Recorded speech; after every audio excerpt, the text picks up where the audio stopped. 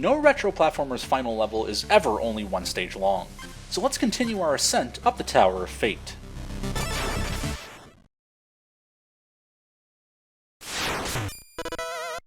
With the last level comes the last of the new armors. This armor is the Ornate Plate, and it's probably my favorite armor of the bunch.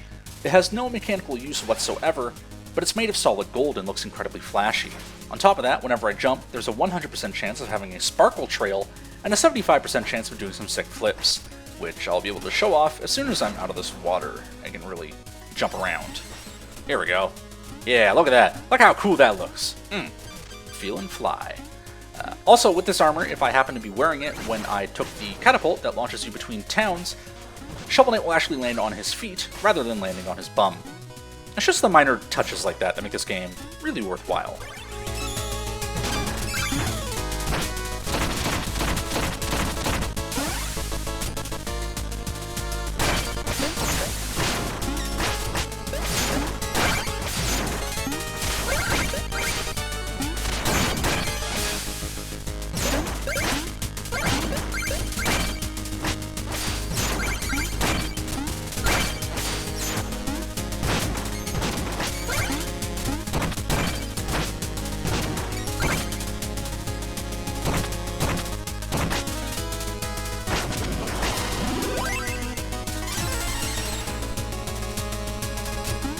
This room is pretty tricky, and I'll actually be showing it off twice because there's a couple ways you can handle it.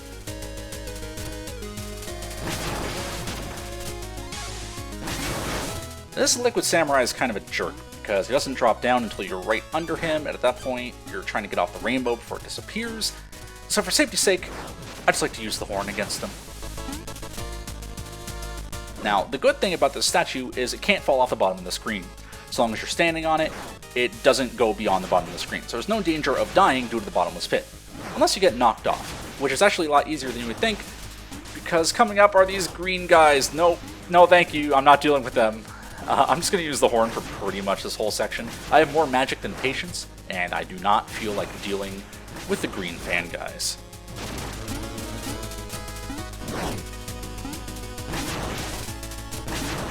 Alright, so now that I have crossed the chasm and collected the music sheet, let's go ahead and check out the other way to progress through this section.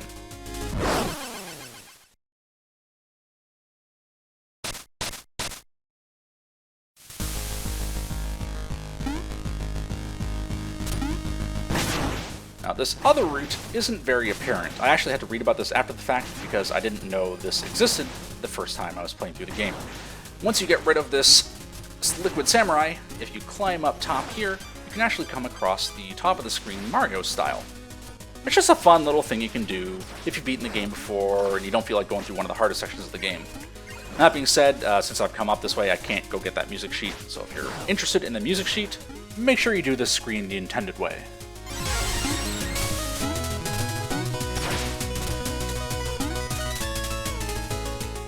So I really love this auto-scrolling section for thematic purposes, though it has nothing to do with the auto-scroll, but something coming up instead. I want you guys to think back to several of the stages we've played up until now. In the opening stage, we dug downwards. A few times, in fact. In Mole Knight's stage, we dug downwards. In Polar Knight's stage, we dug downwards. You can probably tell where I'm going with this, but generally anytime there's a ton of dirt blocks, it was to impede our progress going downwards in a level. For the final stretch of the final level, we now have the ultimate test. Ladies and gentlemen, it's time we dig upwards instead. I love this. I think it's hilarious. It's a great play on what we've come to expect up until now, because this has never been expected of us. There have been sections where if you broke too many blocks, you couldn't get a secret later in the level, but nothing quite like this. It's a fantastic way to close out the level, and I adore it.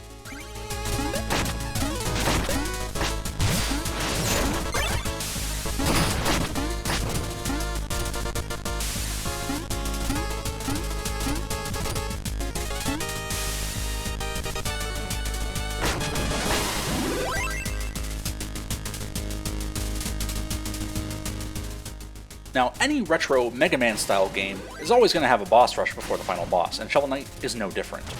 Where Shovel Knight succeeds, however, is how creatively they handle it.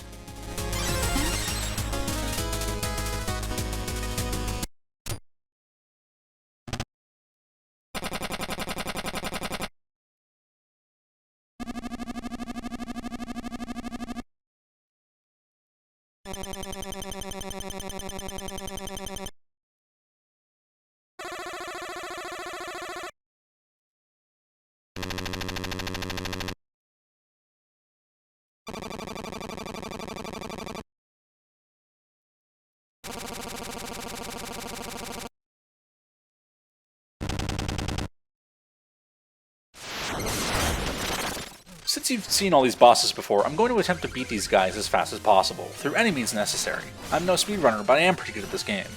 That being said, you're about to find out just how much of that revolves around the Chaos Sphere.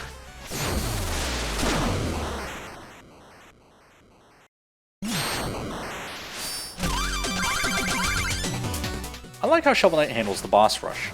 In most other boss rushes, it's either you fight the bosses in a set order, or you choose which order you want to fight them in. With Shovel Knight, it's completely random. I have no idea what boss I'm going to fight next after Propeller Knight.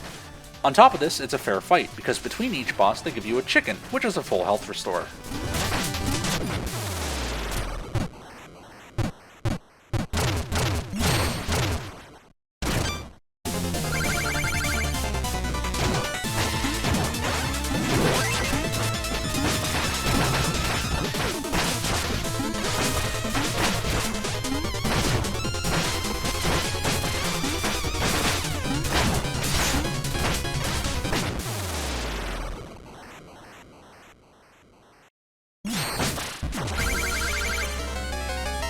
Plague Knight is a boss that's tough to beat quickly because of how random and small he is. I can't really rely on the Chaos Sphere because it's so hard to hit him with it. After a while of fighting him though, you can kind of generally get a feel for where he's going to go, but sometimes he just teleports and that just throws it all out the window.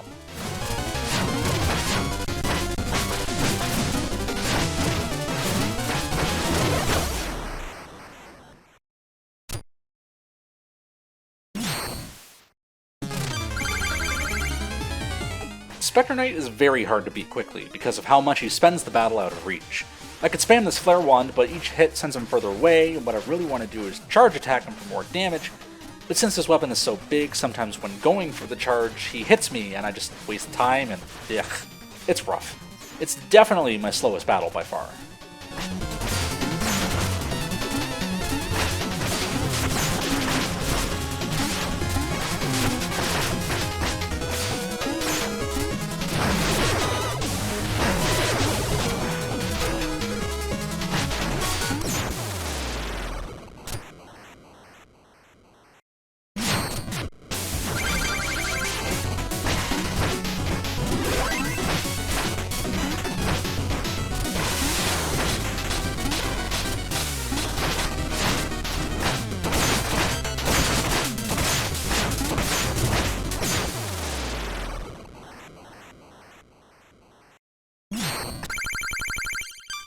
Remember when I said the mobile gear had one very special use later in the game?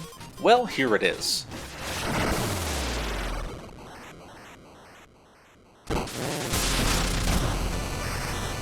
Much like Tinker Knight's stage reminding me of Metal Man's stage from Mega Man 2, Tinker Knight himself kinda reminds me of Metal Man. In Mega Man games, all the bosses were weak to specific weapons, and Metal Man was actually weak to his own weapon. If you were playing on the normal difficulty mode, you could kill him in 2 hits. I would be shocked if beating Tinker with the mobile gear wasn't intentionally a reference to this.